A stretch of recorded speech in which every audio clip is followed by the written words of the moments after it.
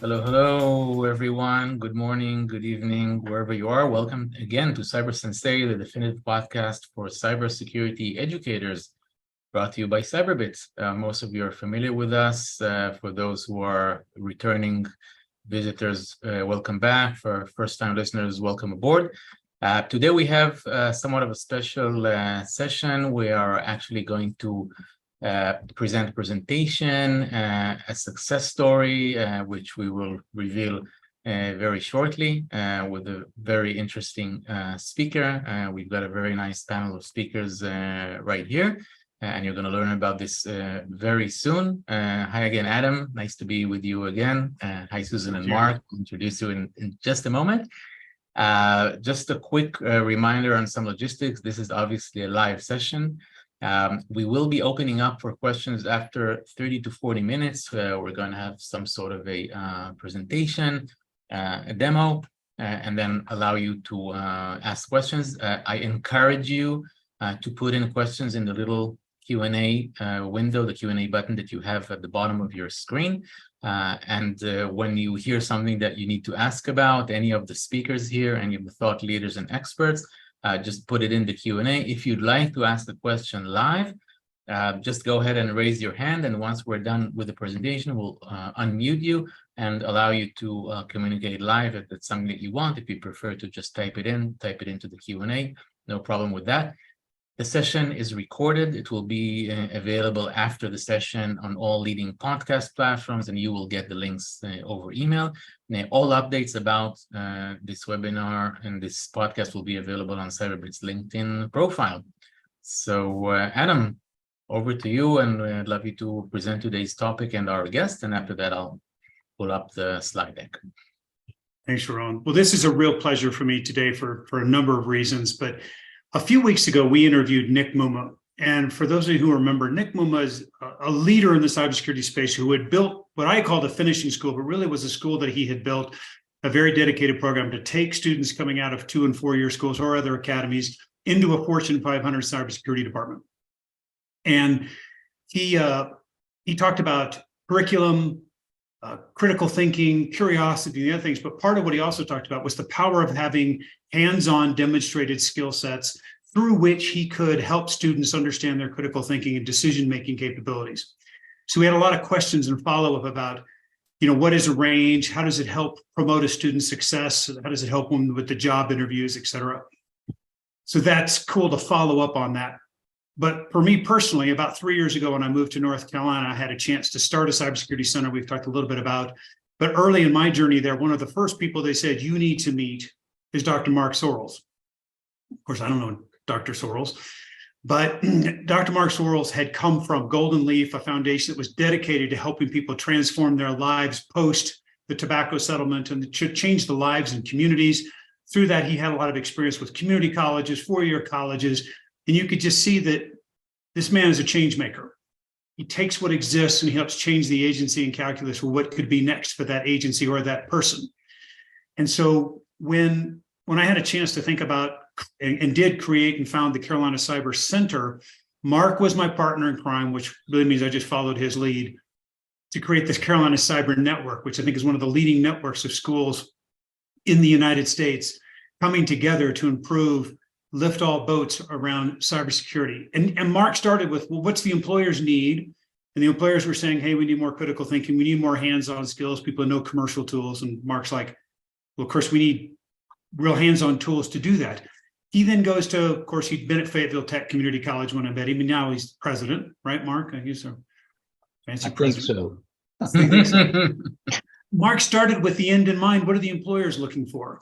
And then he goes back and said, but what can we do to best help the students' learning journey? And in between that, what can we do to make this a rewarding experience for instructors? So I'm keen to hear today and get an update from Mark of his journey. But Susan, I would like to ask you, you've seen lots of students improved. You've seen the power of these kinds of hands-on tools in the industry. And let me hand it over to you to take the next step. I appreciate that. Thank you very much, Adam. Thank you, Mark, as well.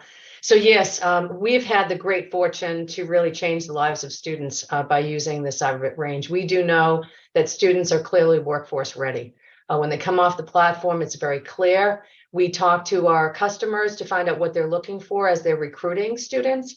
And we've found that our students are not only workforce ready, but they are promotable. So we're really excited about the possibility. And my personal philosophy is education frees all. What we're doing matters. One student at a time, one program at a time. Amazing. So without further ado, this time we've got a presentation. Actually, it's going to lead the session. We've called the session Partnering to Create a Hands-on Cybersecurity Training Center for Growing Cybersecurity Competency. Dr. Sorrells will explain about that shortly. In terms of the agenda, we'll make a quick round of more official intros in just a moment. We're going to talk about Fayetteville Technical College's cybersecurity education program and that success story. Show a bit about, and that's based on a lot of questions from the crowd, from our audience, is to show a little bit more of the cyber range and what does that actually mean. There's all kinds of questions. What does it really mean to have a cyber range? What does it provide? So we're going to quickly show you a bit of that and talk about that, including a short demo, and of course, opening up to your questions. Adam, over to you. Any further introductions? Thanks. Well, I do want to follow up. When I got to meet Dr. Sorrells, one of the things we came together again was looking at how the schools could be better together. How could we build capacity together? And under Mark's leadership to help with the curriculum, bringing these different schools together with funding opportunities from the state. And so I'm keen to hear an update from Mark today about what it's meant to not just impact, as I talked about earlier, the employers, the students, and also the instructors, professors you'd recruit to a school, but how it's become the light on the shining light on the hill for his community. So Mark, looking forward to your time today. Thank you. All right, great. So again, just to introduce the rest of the hosts here, my name is Sharon, the Chief Marketing Officer at Cyberbit, and Susan Green, it is a real pleasure to have you here. Susan is the National SLED Director at Cyberbit and leading all higher education and state and local initiatives at the company, including our entire national higher education partnership, including the partnership with Dr. Sorrells. Susan, quick word about yourself. Thank you very much. So yes, I'm Susan Green. I'm based in Boston, responsible, as Sharon mentioned, for state local education. I have almost 30 years of experience in the sector. So I've done probably the largest LMS migration in the world. I probably did the first laptops for school program way back when it was like, wow, this is really kind of cool. We're going to carry a computer around. So I've had the great fortune to really work at Cyberbit and change the educational landscape for cybersecurity, SOC team optimization, and in addition to ensuring that students are workforce ready. So it's an honor to be here today to share a little bit of my perspective, and I look forward to learning from the panel as well. Yep, and pleasure to have you here. And Adam, we all know you, and you'll be leading the session with Dr. Sorrells. And let's take it away. Mark, over to you, and we're eager to learn more from you. Great. Well, thank you all for having me today. It's an honor and a privilege to be here. It's great to be back with you, Adam. We had such a great time brainstorming and thinking outside the box how we could get this initiative rolling in North Carolina, and it's really beginning to take off. I've had 37 years of both workforce and economic development in North Carolina and in other states across the United States, and a little bit international. Two of the key things that really kind of propelled me and got me prepared for this position, as well as the work that we're doing right now with the Carolina Cyber Network, was leading two statewide initiatives to develop a workforce, one to grow the pharmaceutical and biotechnology industry in North Carolina. We were number 5 in the nation at that point. We moved to number 3 and have continued to grow dramatically in our presence in that field. And the other was back in 2007 when we had the opportunity to establish a aviation manufacturing play in North Carolina, and we really worked hard to put together a workforce for that. But let me tell you a little bit about Fayetteville Tech. We're the third largest community college in North Carolina. We've got approximately 30,000 students at this point, down from where we were pre-COVID. We are the home of Fort Bragg, the largest military base in the United States. So when the White House dials 911, the phone rings at Fort Bragg in Fayetteville, North Carolina.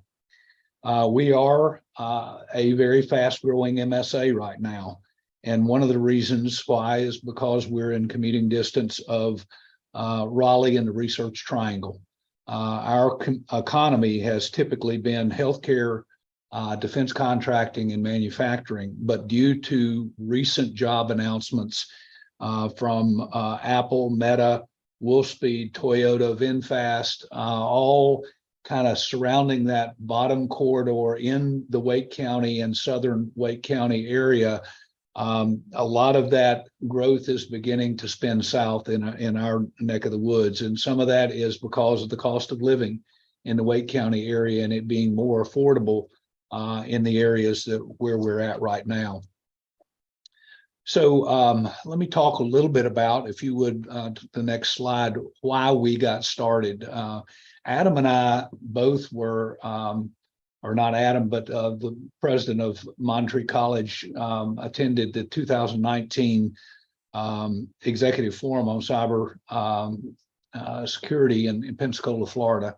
And at that point, there were 19,000 jobs available in North Carolina and approximately 560,000 across the United States. As you can see, those numbers have increased dramatically, both in North Carolina and across the nation.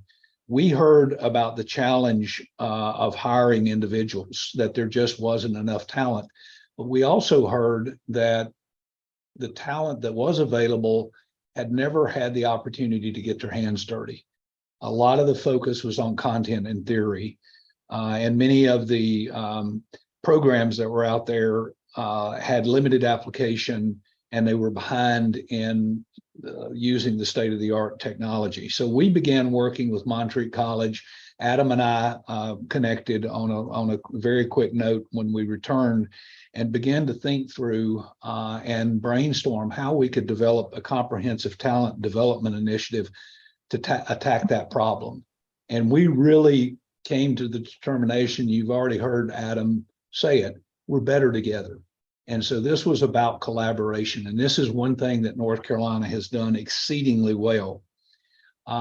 We had talked about how we could do it.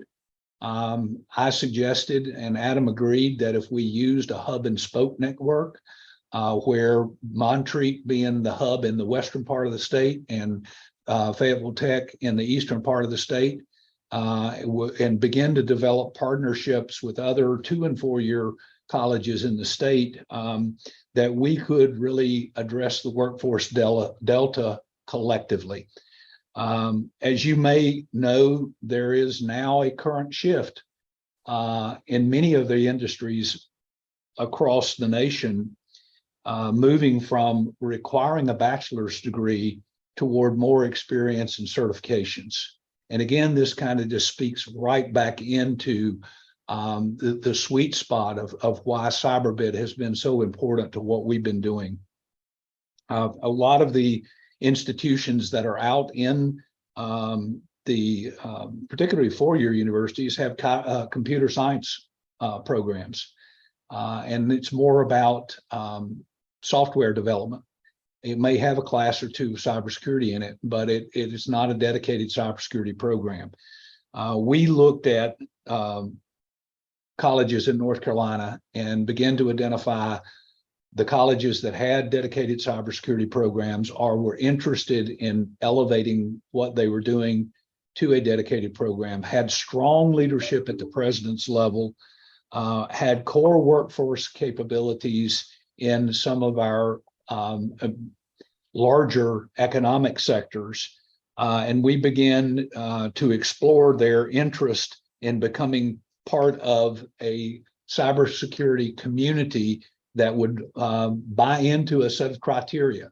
And Adam, being a technical expert in this area, was very forward thinking in terms of what criteria we needed folks to buy into. One was we wanted folks to follow the NICE framework, National Initiative for Cyber Education, and that they would commit to pursuing the NSA's Academic Excellence in Cybersecurity designation. That was one of the forward items that we were expecting of our folks. Adam has already mentioned the issue of taking a more holistic approach to training a highly skilled workforce, people that are not only work ready from the technical side of the equation, but work ready on the essential professional and ethical character skills that they need to possess. So we looked at and began to develop not just the technical skills, but thinking through what those professional and ethical skills that needed to be in addition to the key or the knowledge, skills, and abilities that folks needed. We also recognized that employers were seeking experienced labor, and we had to deal with that particular piece. And we wanted colleges that would center on the applied or experiential learning methodologies. So those were some key items, but we also looked at our state and said, we've really got to have industry buy-in, and how can we get that? And so we really thought hard and long about what were the top economic sectors in our North Carolina economy. And we identified 8 sectors that we felt that were critical to our economy. But we also look further and begin to think about, well, it's not just the private sector that's struggling, it's also the public sector that is in need of employees as well. And so we brought public agencies into the conversation, particularly the State Division of Information Technology, as well as the military. So we began thinking through and developing piece by piece an ecosystem that would allow us, and we started with the things that were assets, the things that were we knew were strengths in our economy and strengths in our colleges, so that we could begin to build that workforce system. And we also wanted to bring those parties together. And so we started at Adam's suggestion, holding biannual convenings where we would require those colleges and members of the cybersecurity network to come together, along with members of the public agency and members of private companies, to begin learning from each other. As Adam said, I'm one that likes to start with the end in mind. So we really started with the skill set and started backward mapping what the curricula needed to look like and what it needed to involve. And we established a set of key performance indicators. So Adam, I'm going to let you add a few things in there about the input and the things that I may have forgot to mention. Well, gosh, you mentioned my name, a lot of things I'd forgotten. We did all that stuff together and bringing the schools together. But you remember we talked about mapping and aligning the curriculum to see where we could better, share resources. And so some instructors from one school would teach at another school even to help them lift their students up with a program that they might not have had. And we had leaders at one school, and I'm thinking about your school in the Raleigh-Durham area, their Wake Tech, Wake rather, who had some specific skills around forensics and stuff that some other schools didn't have. And it was neat to have that collaboration come together. But in each of those areas that you mentioned, the industry specials areas, the schools would take lead in those to help build a curriculum or a program like Elizabeth State in aerospace, or one in manufacturing like up at NCA&T, who would develop one in manufacturing and then essentially provide that program and that competency to another school. It was great to see that collaboration. So one of the things that we knew we had to do a better job of was really creating that applied learning, not just at the end of the cycle, but throughout the learning journey. And so we had that was our introduction to CyberBid. And I think, Susan, we had a conversation fairly early in the development of the Cyber Network, and we worked through a plan where we could engage CyberBit as a critical learning tool for our students. And I think when we originally started, we saw it from education as maybe more of a capstone experience that students would engage in after they had gone through their skill building process.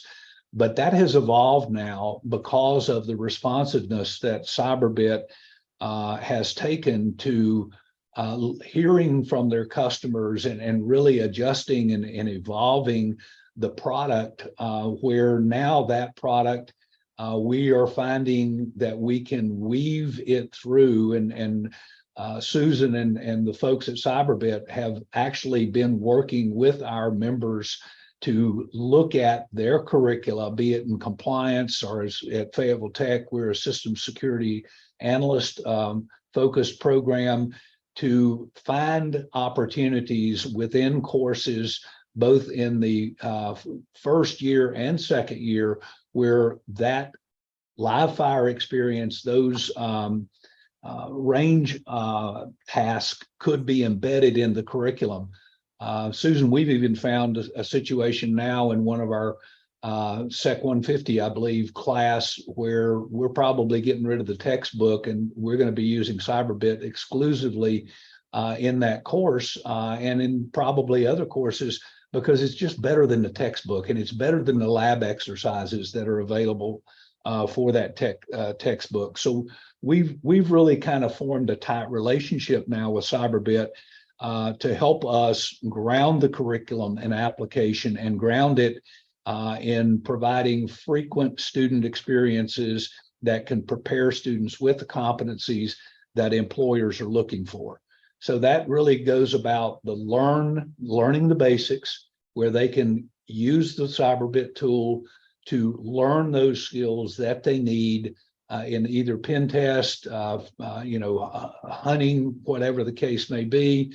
They can begin to practice, and if they haven't mastered, they can cycle back to reinforce, or they can move forward on to more advanced lessons. So Susan, you might speak a little bit to the work you've been doing with some of our schools. Particularly, I know you work with Fayetteville Tech to help us find ways to embed that tool into our curriculum. Absolutely. So Mark, funny story. The first day I stepped foot on your campus was the day of the Colonial Pipeline breach. I was sweating bullets thinking that, am I going to make it on time? Am I going to get there? Do I have enough gas to get there? It was a little bit unsettling, needless to say. So that memory is etched in my brain forever. With respect to Carolina Cyber Network, they've been fantastic to work with. Like that state, I have the good fortune of working across all the states across the US, but they're leading the charge, and it's really a collaborative effort with all these institutions. And we understand that every mission is very different from each institution. The students are different, the cohorts are different, the semesters, the terms, everything's different. We've not seen the same curriculum anywhere. So we do take the time and become familiar with the institution. We do look at the retention level. We look at the engagement, we look at the graduation levels, so that we can try to help measure the success of the programs. The programs that we've been working with, most are growing pretty sizably, so that really does matter, whereas other programs in other areas are not growing as rapidly as cyber. We do customize our approach to every single institution, and we do look at the curriculum. We look at the different sections of the courses to understand how the platform can best complement what the institution is teaching. And at the end of the day, it's really about students being workforce ready, not just degreed, but workforce ready. And that's where I applaud the work of Mark and the member schools to really understand that, invest in it, and ensure that the students are going to be successful and that they have a great experience. So the use of CyberBit has really also extended our learning, not just from how to better utilize it within the curriculum and not just as a capstone experience, but how we can use that as a foundation to really bring additional work-based learning, and as we're referring to, reverse internship opportunities for students. So currently, Montreat, our partner, has stood up a security operations center. And in that center, we're using tools, Cyberbit and other tools, to create live fire experiences where students can gain 200 hours of intensive live fire experiences where they are getting, as what a number of our industry partners have equated to, about 2,000 hours worth of resume quality experience, actually doing tasks in an accelerated fashion. Instead of sitting in a computer and waiting for something to happen, they're really creating things.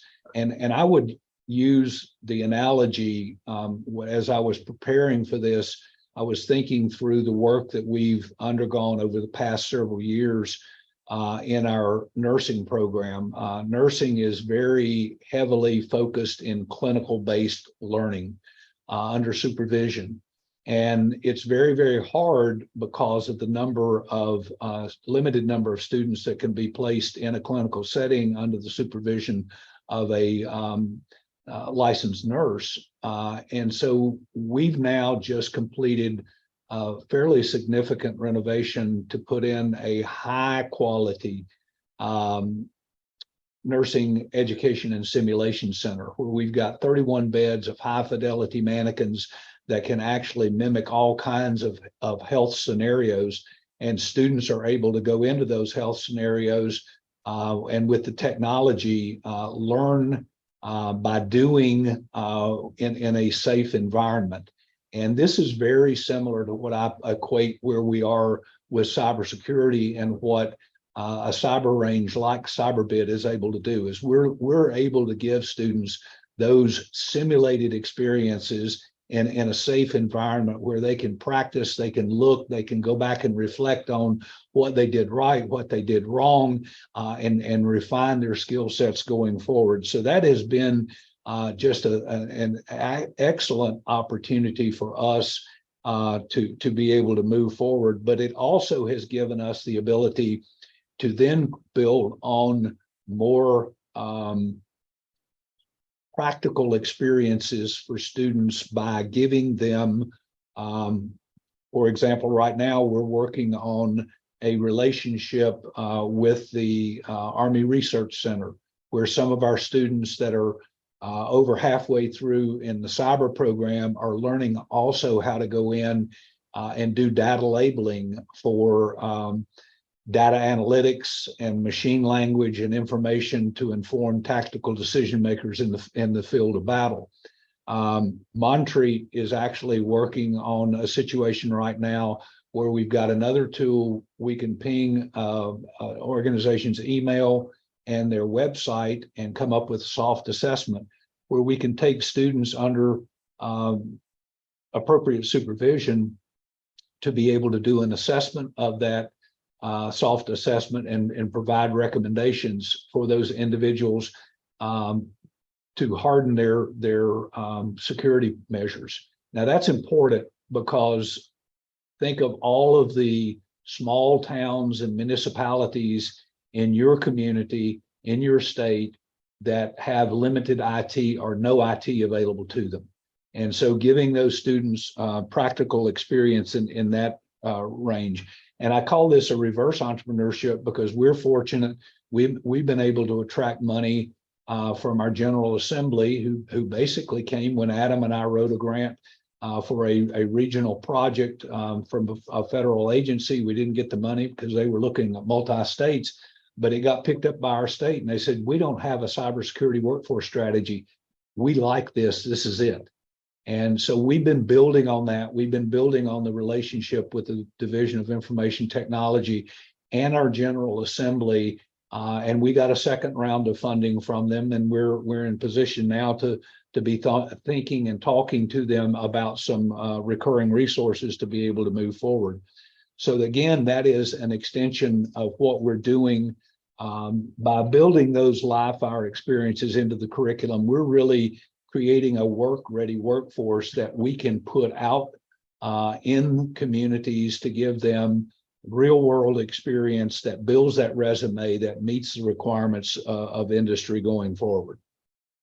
Hey, Mark, let me interrupt on one key thing that when you talked about the workforce strategy for the state, part of what we're doing in this podcast is we want to give our audience real, tactical, tangible things they can take away and put into place. And yes, we usually talk about technical skills, and of course that's super important.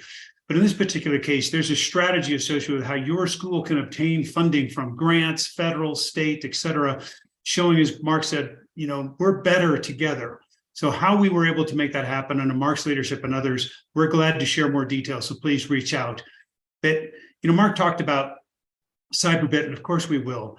But we were blessed at the time, we talked about in our very first podcast, we were blessed with the money and the time and access to really smart people to look at lots of different tools, TryHack, Hack the Box, NDG, Rainsforce, all these other tools. And there's a place for some of those. In this particular case, we're talking about the value of bringing lots of schools together, being that shining light on the hill for industry and the students, and attracting that public-private partnership, the thought leaders from industry who can come in and help co-teach your classes with your professors. And there's some lessons that we hope that you'll reach out to Mark or myself and see if we can help you with your programs get better together. Thank you.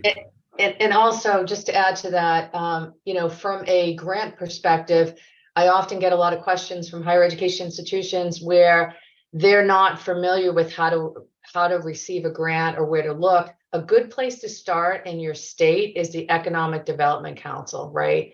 Most states have those organizations, and many do have funding available.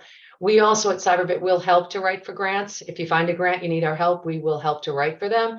And at the end of the day, to Adam's point, we are all better together.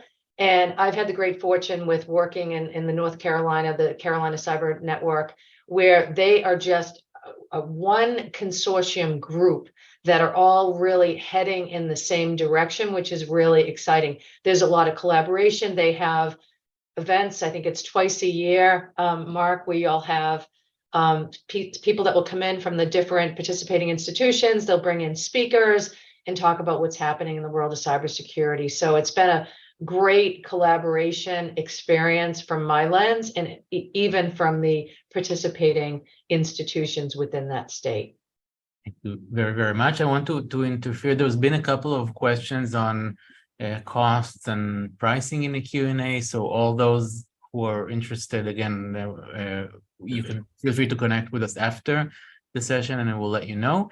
And there's also been a question on the recording. So yes, the session will be, of course, recorded, and you can enjoy it after the live session as well. You'll get it by email. Mark, are we in the right slide? You want to take it from here?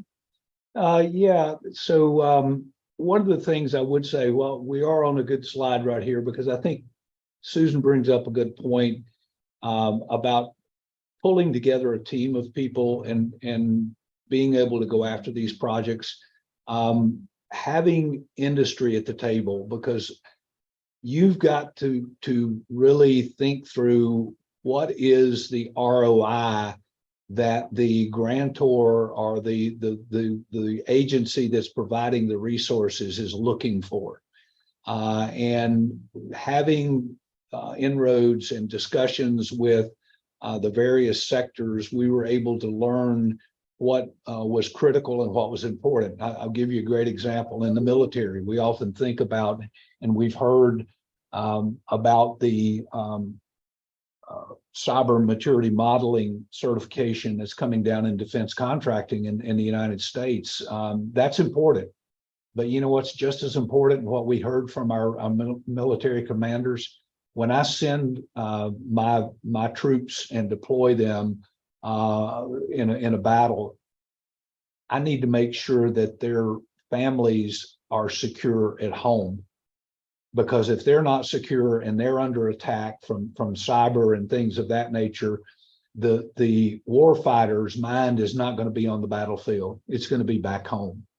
And so we're working through and working with the military and others through discussions about how we can better prepare those families and those spouses that are left at home to secure themselves and secure their personal information and the conversation back and forth with their folks.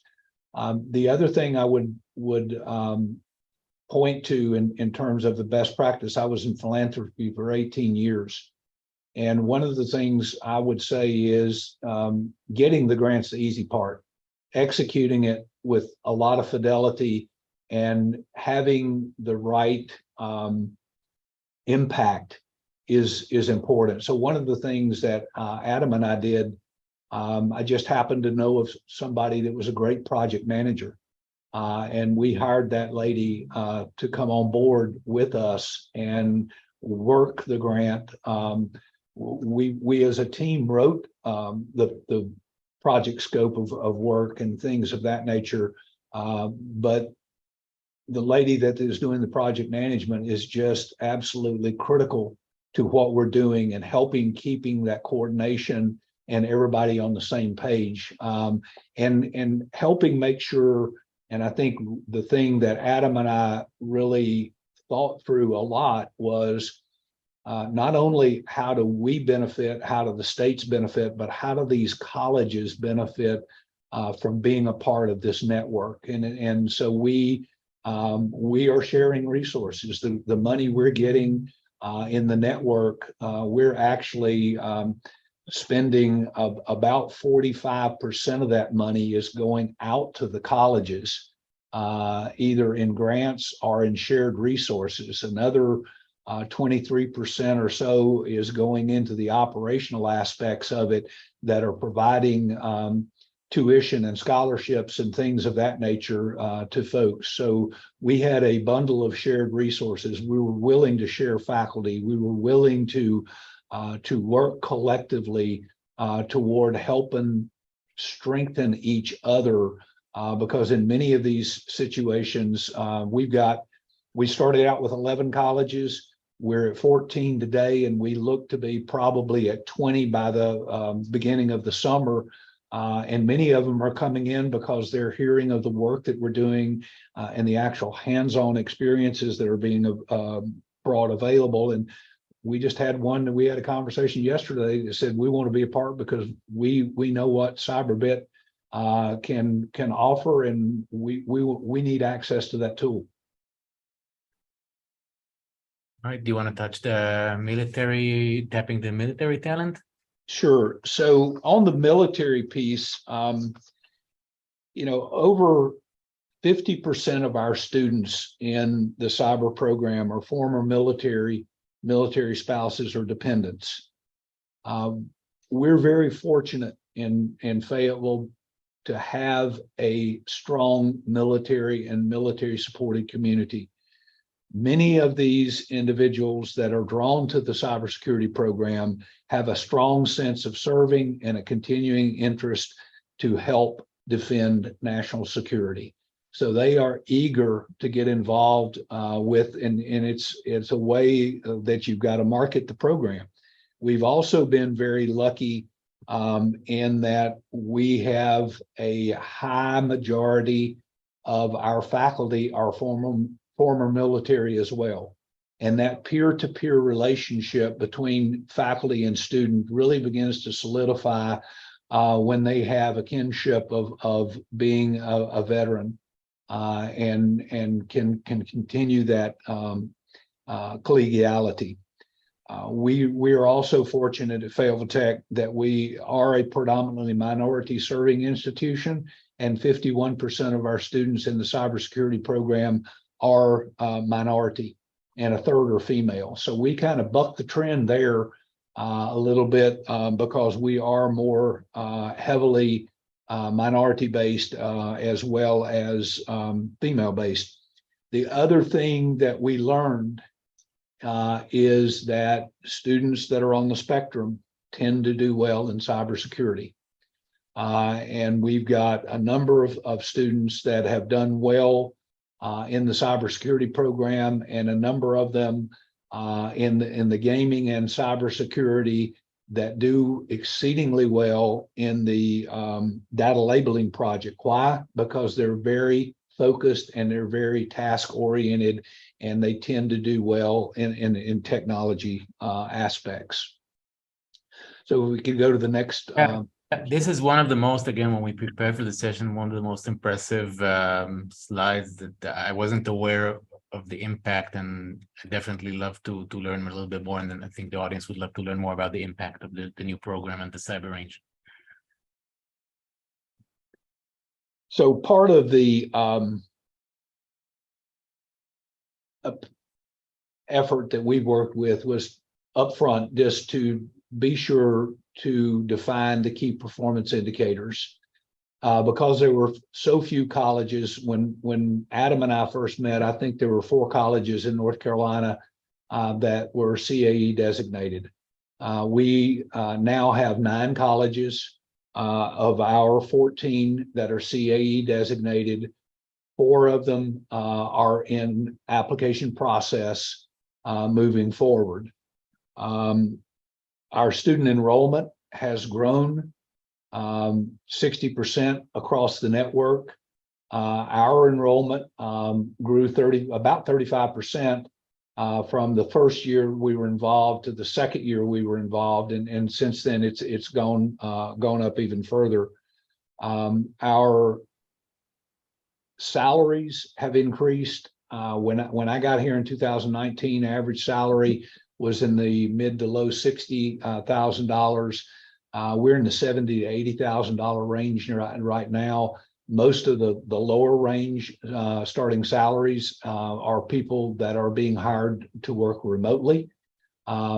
Unfortunately, with Fort Bragg, a lot of those, because of the critical nature and security, need to be on base, and so they're paying a bit of a premium for them to be on base. We've had a significant increase in the number of our graduates, and we've also seen increases in our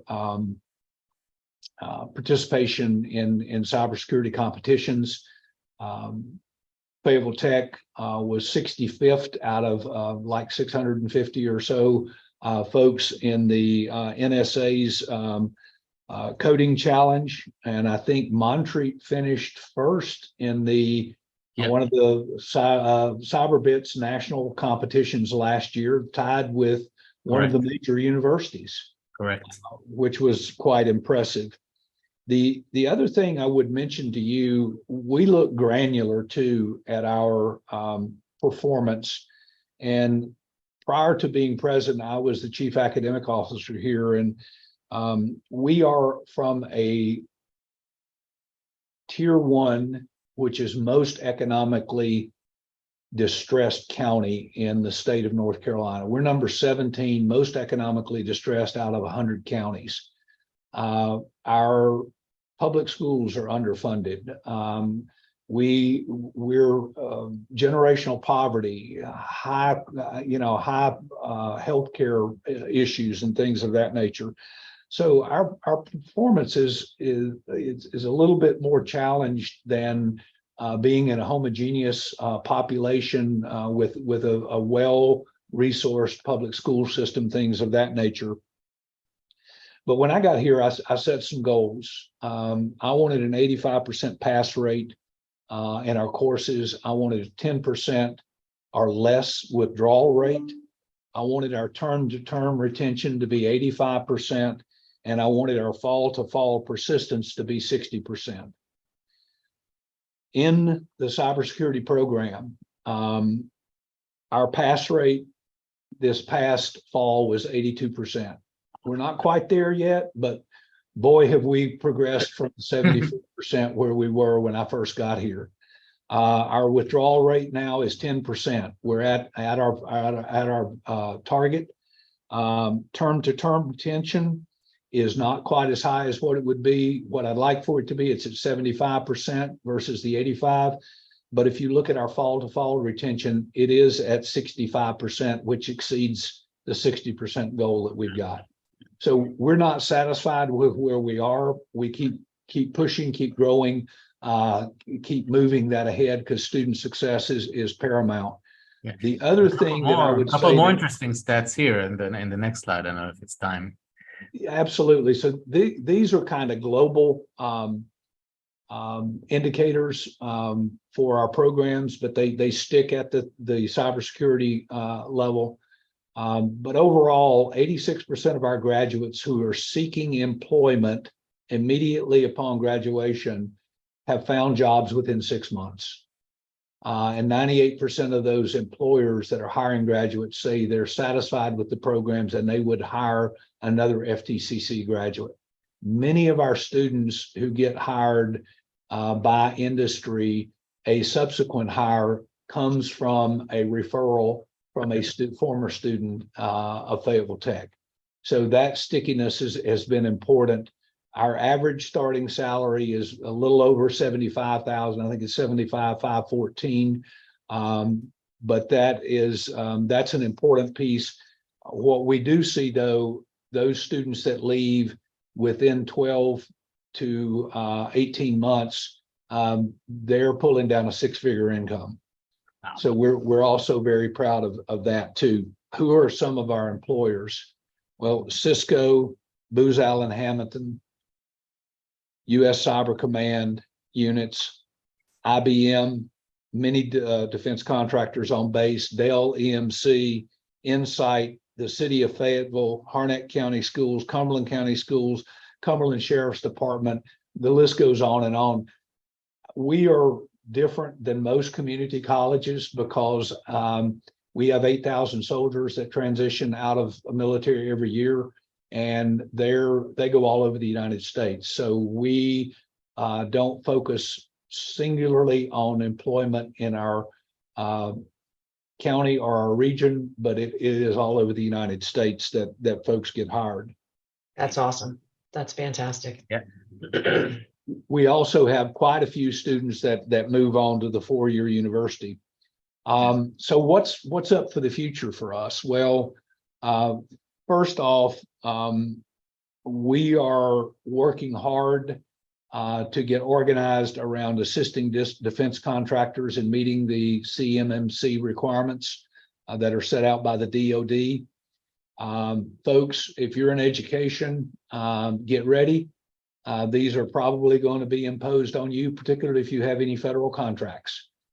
So you need to prepare for these. You need to be looking at your internal IT departments and see how well you stack up in meeting those certification levels that are required for contracting with the federal government. We're also working to develop with Montreat an MSSP to serve small businesses, public agencies, and municipalities that either have no IT staff or have limited IT staff. We want to expand our internships to a larger scale for those that are hard pressed to hire. And one of the things that we're doing, learning from our public agencies, is that often the public agencies are at a deficit in hiring because of pay differential.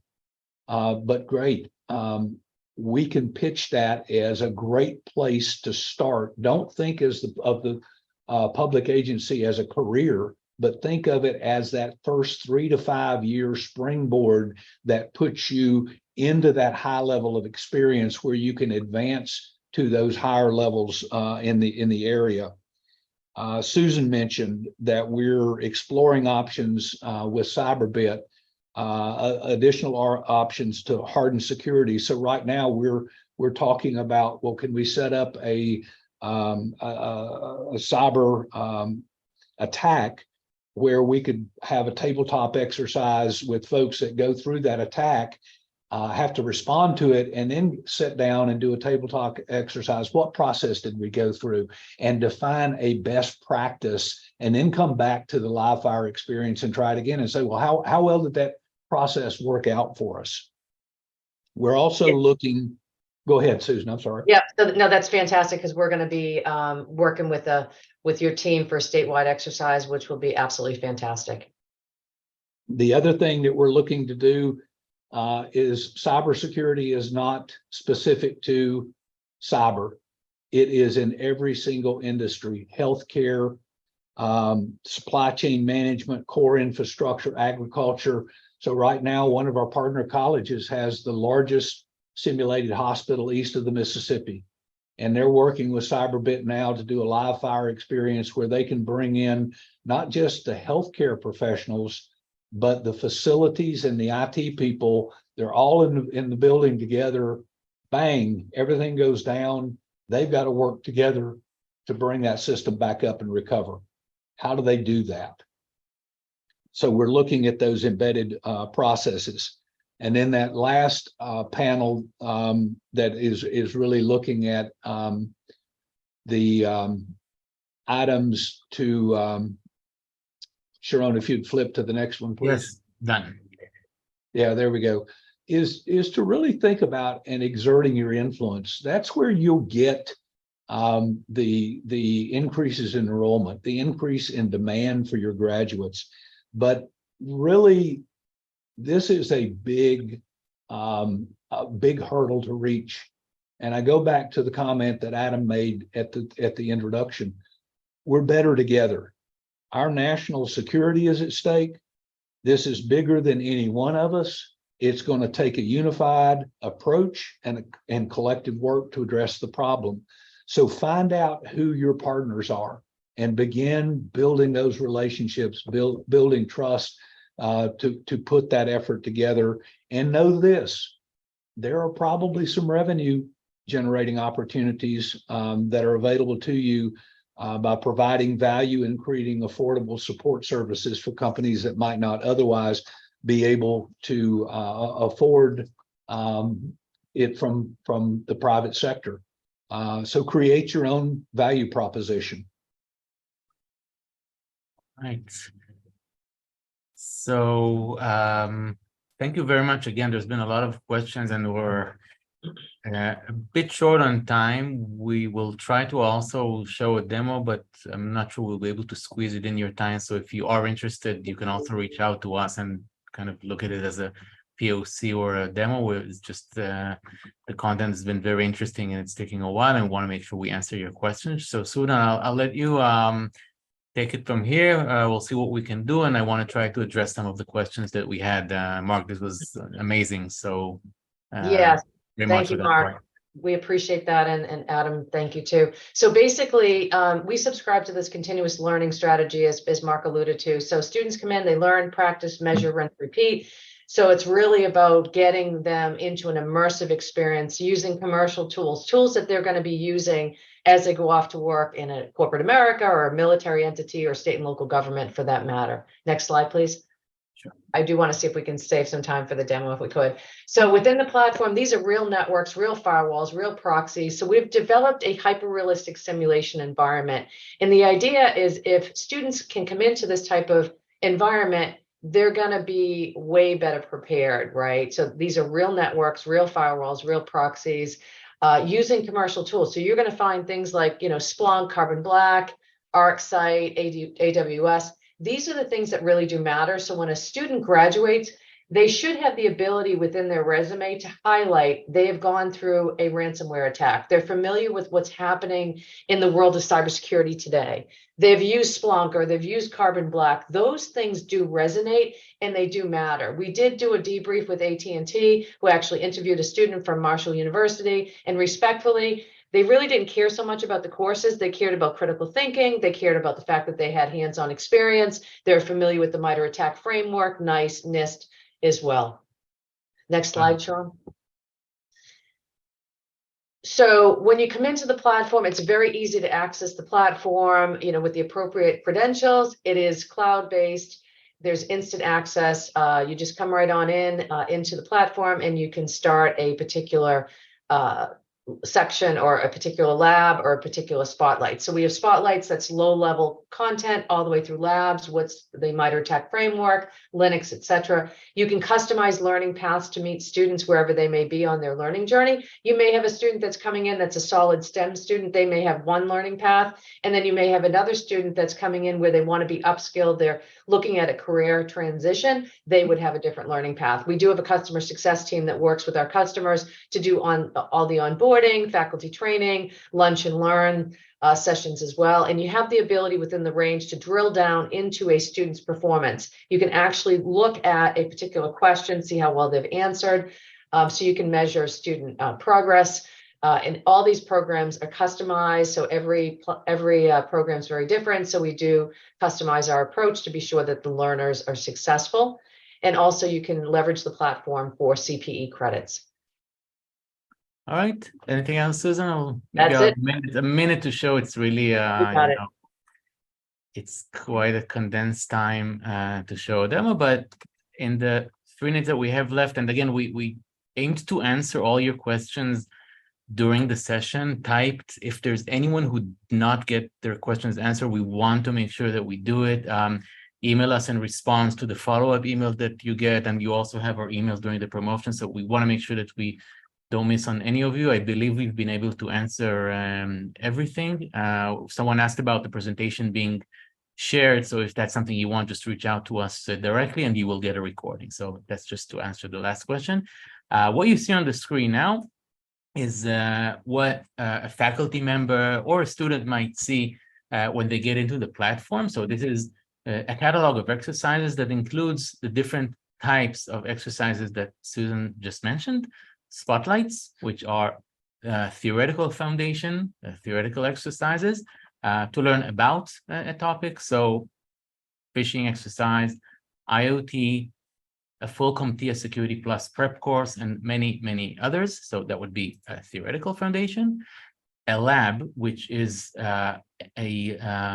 anywhere between a simple or advanced exercise, short-term, 30 minutes or an hour for an individual. So this will be where a student would learn, for example, about ethical hacking, about an SQL injection, hacking payloads, pen testing, and so on.